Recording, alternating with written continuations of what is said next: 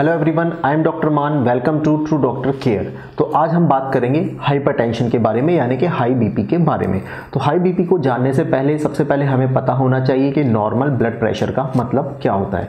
तो जो हमारी ब्लड वेसल्स के ऊपर ब्लड फोर्स लगाता है उसको बोलते हैं ब्लड प्रेशर। तो इस ब्लड प्रेशर के दो कंपोनेंट होते हैं, सिस्टोलिक ब्लड प्रेशर और diastolic blood pressure. Systolic means ऊपर का ब्लड प्रेशर, डायस्टोलिक मीन्स नीचे का ब्लड प्रेशर। तो सिस्टोलिक ब्लड प्रेशर का मतलब ये होता है कि जब हमारा दिल कॉन्ट्रैक्ट करता है उस वक्त जो प्रेशर होता है उसको बोलते हैं सिस्टोलिक, और जब हमारा हार्ट रिलैक्स करता है, आराम करता है, उस वक्त जो प्रेशर होता है उसको बोलते हैं डायस्टोलिक ब्लड प्रेशर। तो एक नॉर्मल वैल्यू होती है इसकी, अगर हमारा ब्लड प्रेशर 120/80 mmHg से नीचे होता है तो हम इसे नॉर्मल श्रेणी में रखते हैं, और अगर इसके ऊपर जाता है तो फिर हाइपरटेंशन की स्टेजेस होती हैं, उसके अकॉर्डिंग इसको रखा जाता है और ट्रीट किया जाता है। तो अब हम जानते हैं कि ये क्या क्या सिम्टम लेकर आता है। तो हाइपरटेंशन जनरली साइलेंट किलर है, क्योंकि बहुत लंबे समय तक हमें पता नहीं चल पाता कि हमें हाइपरटेंशन है या हमारा बीपी ज़्यादा है। अगर हम इंसिडेंटली किसी प्रॉब्लम के लिए गए और हमने बीपी मेजर कराया तब हमें पता चलता है कि हमारा बीपी ज़्यादा आ रहा है, हमें हाइपरटेंशन की प्रॉब्लम है।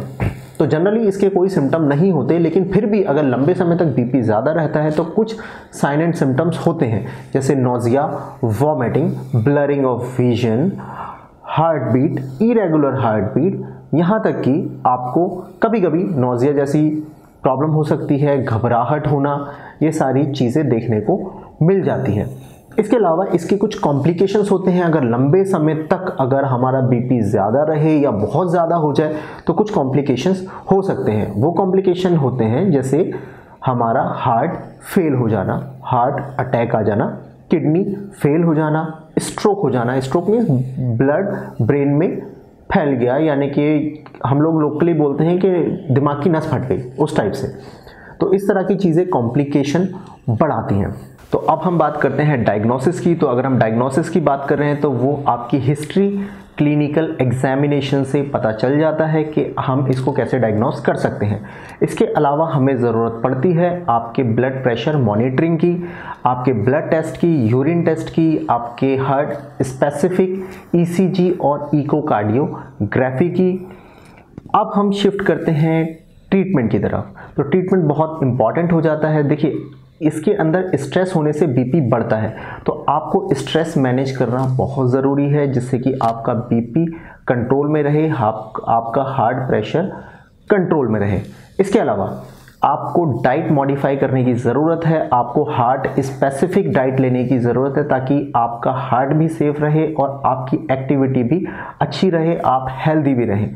इसके अलावा रिहैबिलिटेशन टेक्निक एक बहुत इंपॉर्टेंट रोल अदा करती है इसके अंदर, क्योंकि जब आप रिहैबिलिटेशन टेक्निक्स को यूज़ करते हैं तो बिना दवाई के आपका ब्लड प्रेशर भी डाउन होता है, कंट्रोल आने लगता है। तो इसके लिए काउंसलिंग भी एक बहुत इंपॉर्टेंट रोल अदा करता है, और मेडिकेशन तो एज पर रिक्वायरमेंट होता ही है। और क्या मेडिकेशन किस फॉर्म में आपको देनी है वो डिसाइड करते हैं आपके साइन सिम्टम, आपकी हिस्ट्री और सिवियरिटी ऑफ डिजीज। इन्हीं सब के आधार पे आपकी मेडिकेशंस भी प्लान होती हैं। Thank you.